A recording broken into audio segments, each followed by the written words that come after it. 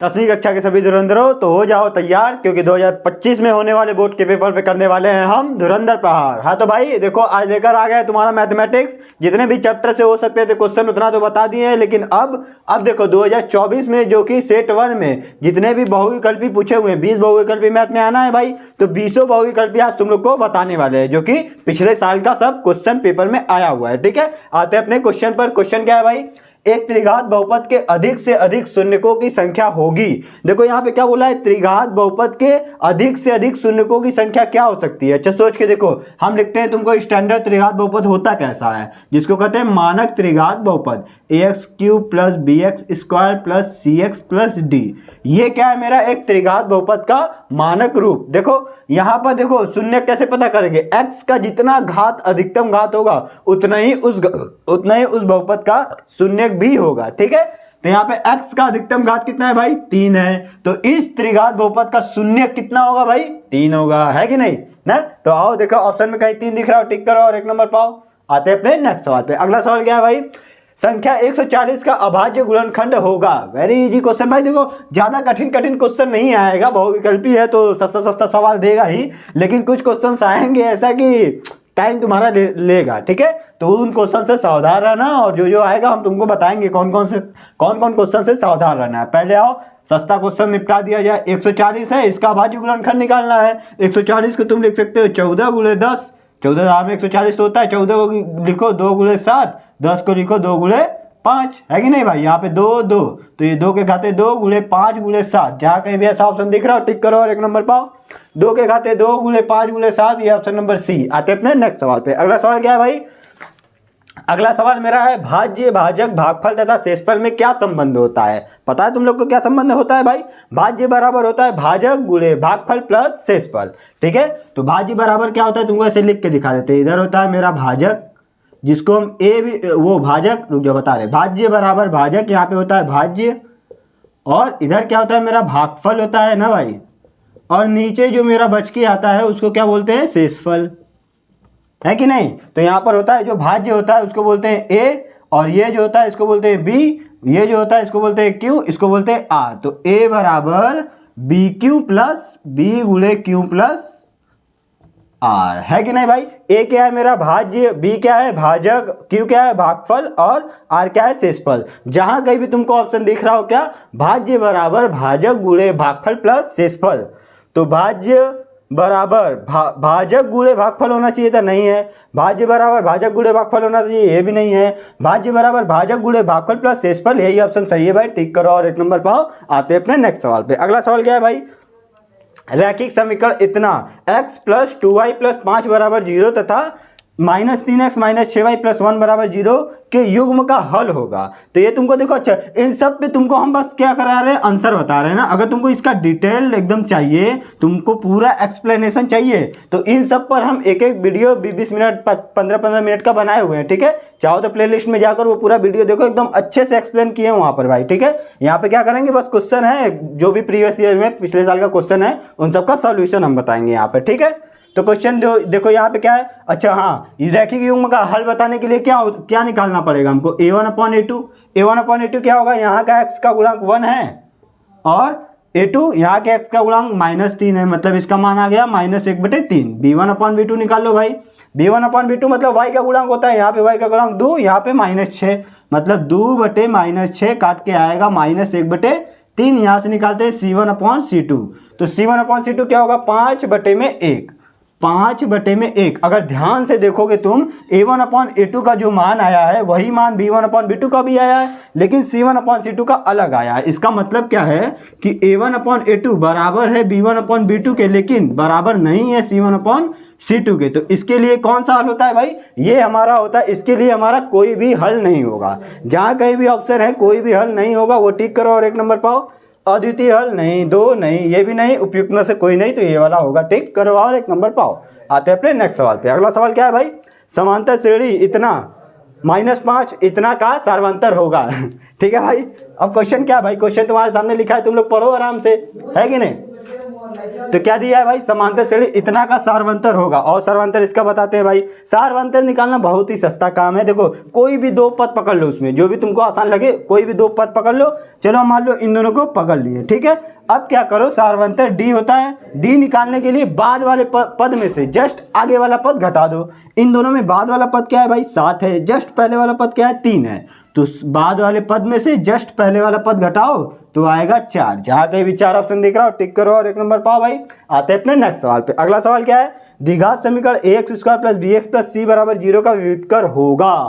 उड़ी बाबा, ये विविधकर कहाँ से निकल के आता है, चौथा चैप्टर तुम द्विघात समीकरण का बहुत अच्छे से भाई, ये सब चैप्टर हम पढ़ा चुके हैं। यहाँ पे बस क्वेश्चन बताने वाले हैं, ठीक है।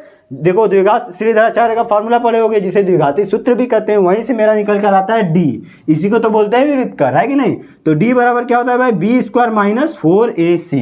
जहां कहीं भी ये ऑप्शन दिख रहा हो टिक करो और 1 नंबर पाओ। देखते हैं ऑप्शन कहाँ है, b² - 2ac नहीं है, b² + 4ac नहीं होगा, b² - 4ac यस, यही तो होगा मेरा आंसर, ठीक है। आते हैं अपने नेक्स्ट सवाल पे। अगला सवाल क्या है भाई, दो बिंदुओं इतना और इतना के बीच की दूरी होगी। आओ दूरी का सूत्र लगाओ और इसको भी सलटाओ।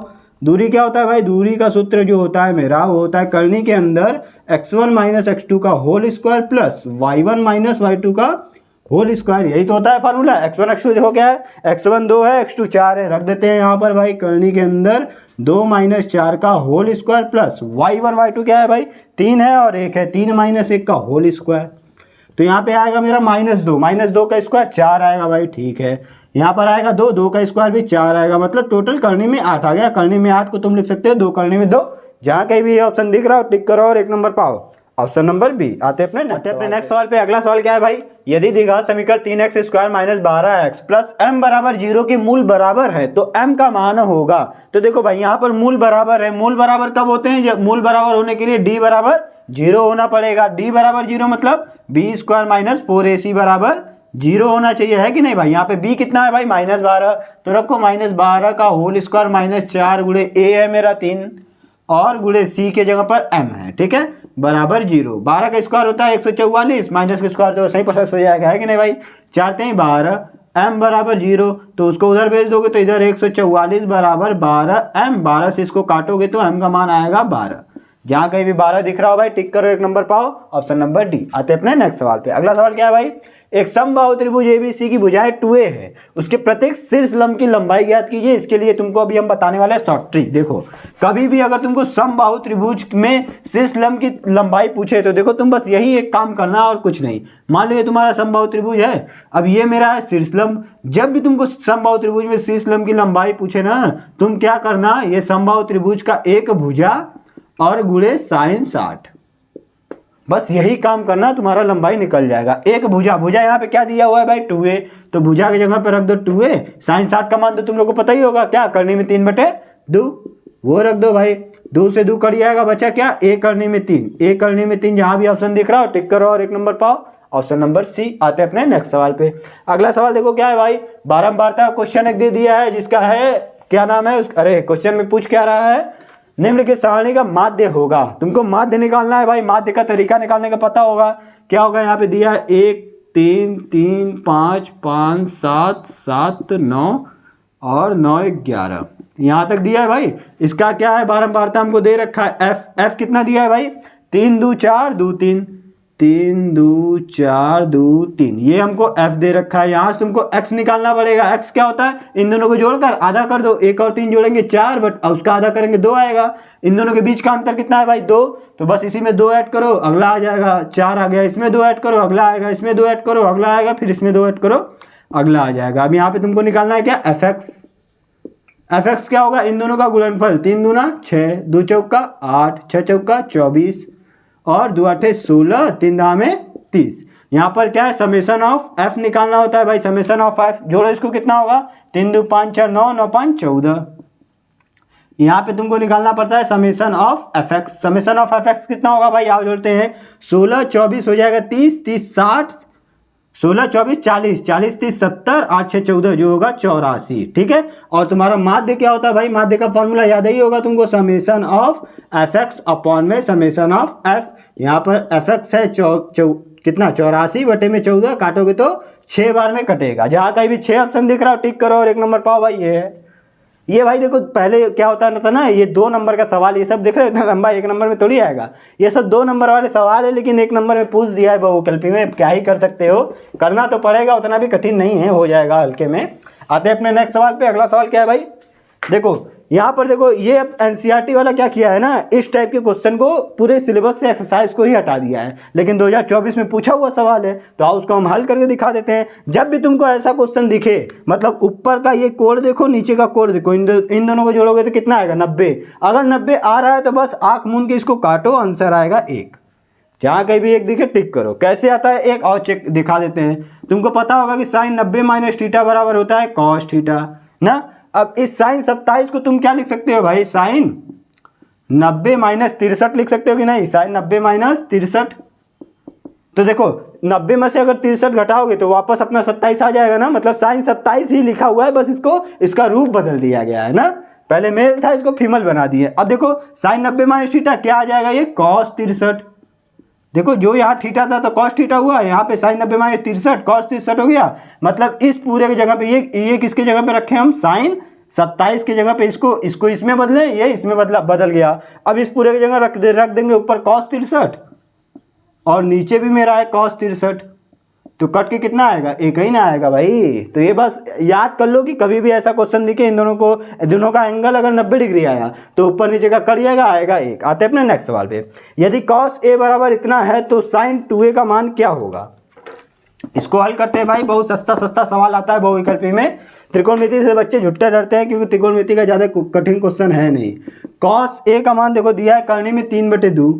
अब इसको कैसे हल करोगे, करनी में 3/2 कॉस कितने का मान होता है भाई, यहाँ पे देखो कॉस ए बराबर करनी में 3, हमको पता है कि कॉस 30 का मान होता है, हाँ होता है। अब इधर भी कॉस इधर भी कॉस, तुलना कर देंगे तो एंगल का मान निकल जाएगा ए कितना हो गया भाई 30 डिग्री। अब हमसे क्या पूछा है, साइन 2a, तो ये देखो क्या हो जाएगा, साइन 2a बराबर यहाँ पे साइन 2 गुणे a का मान है 30 डिग्री, जब 30 गुना कितना हो जाएगा 60, साइन 60 बन गया। अब साइन 60 का मान तो तुमको अभी भी क्वेश्चन में 1 को बताए थे, कितना होता है, करने में 3/2। जहाँ कहीं भी ऑप्शन दिखे टिक करो, 1 नंबर पाओ, ये लास्ट वाला ऑप्शन। आते हैं अपने नेक्स्ट सवाल पे। अगला सवाल क्या है भाई, 1 + tan स्क्वायर a का मान, 1 + tan स्क्वायर a बटे में 1 + cot स्क्वायर a का मान क्या होगा, है कि नहीं। ये देखो अब इसको हल करने के लिए तुमको वो आइडेंटिटी याद होना चाहिए, क्या जो होता है sine square theta plus cos square theta बराबर 1, और यहाँ पे क्या सेक स्क्वायर थीटा बराबर 1 + tan स्क्वायर थीटा, और कोसेक स्क्वायर थीटा बराबर 1 + cot स्क्वायर थीटा। मतलब इस 1 + tan स्क्वायर थीटा की जगह पे हम लिख सकते हैं क्या, सेक स्क्वायर थीटा ना, और इस 1 + cot स्क्वायर थीटा की जगह पे हम लिख सकते हैं कोसेक स्क्वायर थीटा। लिख सकते हैं ना भाई, हाँ बोलो, हाँ लिख सकते हैं। तो सेक स्क्वायर थीटा को लिखोगे 1 में कॉस स्क्वायर थीटा, क्योंकि सेक थीटा बराबर होता है 1/cos थीटा। उसी तरह कोसेक थीटा बराबर होता है 1/sin स्क्वायर थीटा हो जाएगा।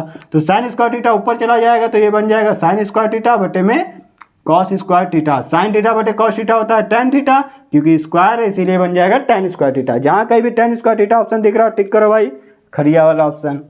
आते हैं अपने नेक्स्ट सवाल पे। अगला सवाल क्या है भाई, साइन 2a बराबर 2 sin a सत्य होगा जब a बराबर है।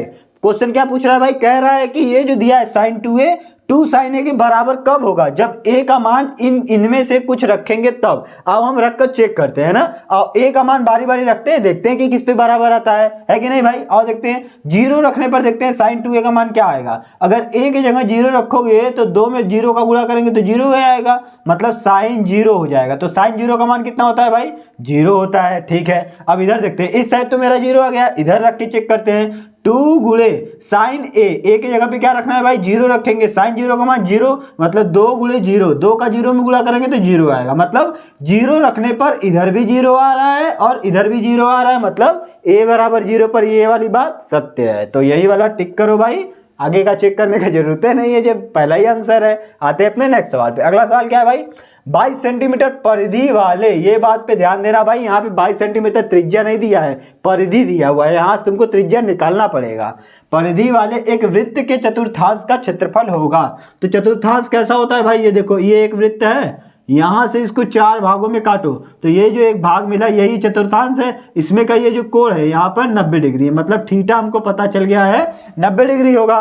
त्रिज्य खंड क्या चतुर्थांश, देखो एक त्रिज्य खंड की तरह दिख रहा है ना। त्रिज्य खंड वाली चैप्टर भाई बहुत अच्छे से बताए हुए हैं, 10-15 मिनट का वीडियो है, जाकर प्लेलिस्ट में जाकर देख सकते हो आराम से। तो त्रिज्य खंड का फॉर्मूला क्या होगा भाई, थीटा बटे 360 पाई आर स्क्वायर ना। उससे पहले हमको आर निकालना पड़ेगा, और इस वृत्त की जो परिधि होती है, इस वृत्त की परिधि क्या होती है भाई 2 पाई आर।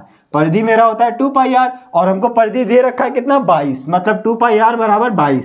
तो यहाँ 2 गुणे पाई का मान 22 बटे 7 गुणे आर बराबर 22।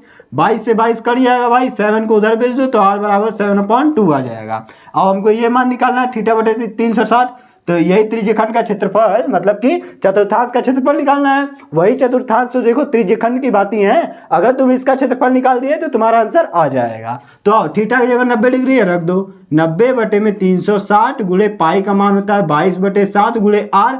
आर स्क्वायर, आर है 60 बटे 2, इसका स्क्वायर करना है, मतलब 2 बार इसको लिख दो, है कि नहीं भाई, समझ रहे हो ना, समझ रहे हो। हाँ 7 से 7 गया भाई, 2 से इसको काटोगे 11 बार में कटेगा, 1 0 से 1 0 गया, 9 चौका 36, तो 11 7 77 बटे में 4 दूना का 8। जहाँ कहीं भी ये ऑप्शन दिख रहा हो टिक करो और 1 नंबर पाओ भाई। 77 बटे 8 ऑप्शन नंबर सी है। आते अपने नेक्स्ट सवाल पर। कैप्सूल संयोजन है।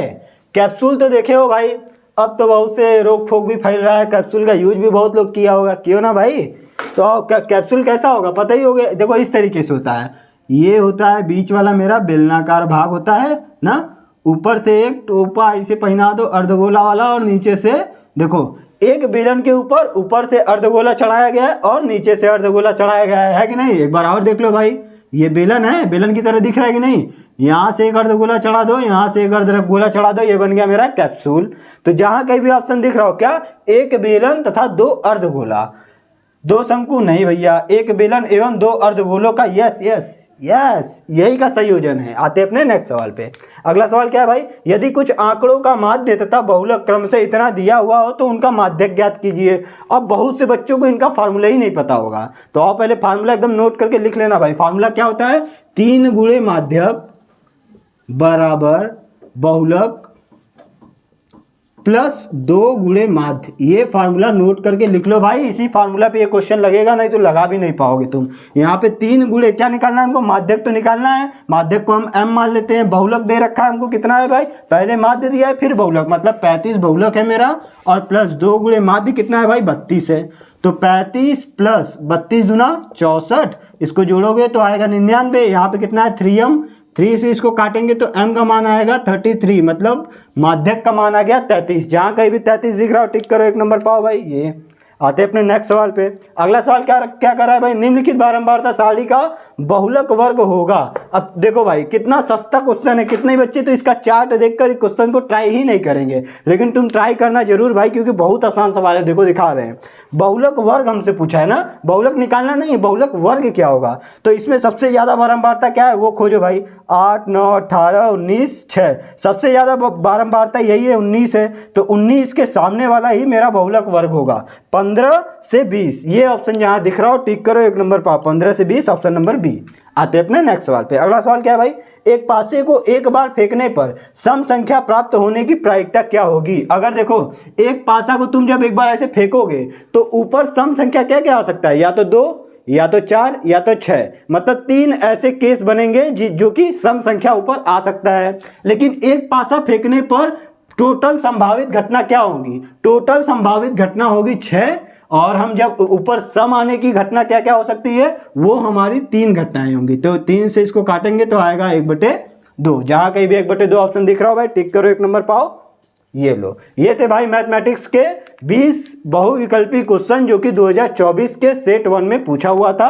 अब तुमको देखो, अब इसी जो सेट 1 का बता दिए पूरा बहुविकल्पी, अब 2-2 नंबर 4-4 नंबर 6-6 नंबर वाला भी क्वेश्चन बताएंगे, एक ही वीडियो में बताएंगे तो ढेर लंबा हो जाएगा भाई। इसीलिए आराम से करो और खेला मचाओ।